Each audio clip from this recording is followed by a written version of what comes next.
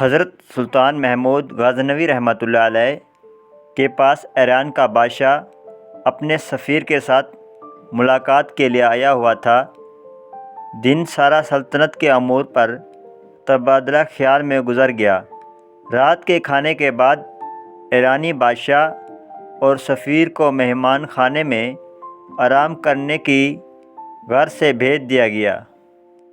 تقریباً نصف رات کے بعد سلطان نے اپنے خیمے کے باہر کھڑے غلام کو آواز دی، حسن!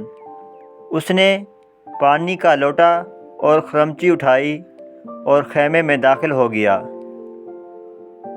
ایرانی بادشاہ بڑی حیرت سے اپنے خیمے کے پردے سے یہ منظر دیکھ رہا تھا اور ساتھ ہی ساتھ سلطان محمود غزنوی رحمۃ اللہ علیہ کے غلام حسن کا باہر آنے کا منتظر بھی تھا۔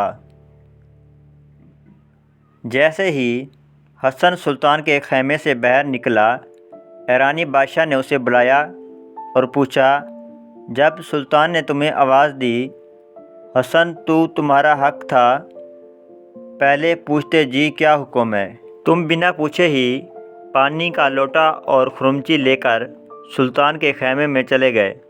ہو سکتا ہے سلطان کو کسی اور چیز کی طلب ہو۔ حسن مسکرایا اور ایرانی بادشاہ کو جواب دیتے ہوئے بولا، میرے سلطان ہمیشہ باوضو رہتا ہے اور جب اس کا وضو نہ ہو تب ہی مجھے حسن کہہ کر پکارتا ہے، اور میں سمجھ جاتا ہوں اب سلطان کو وضو کی حاجت ہے۔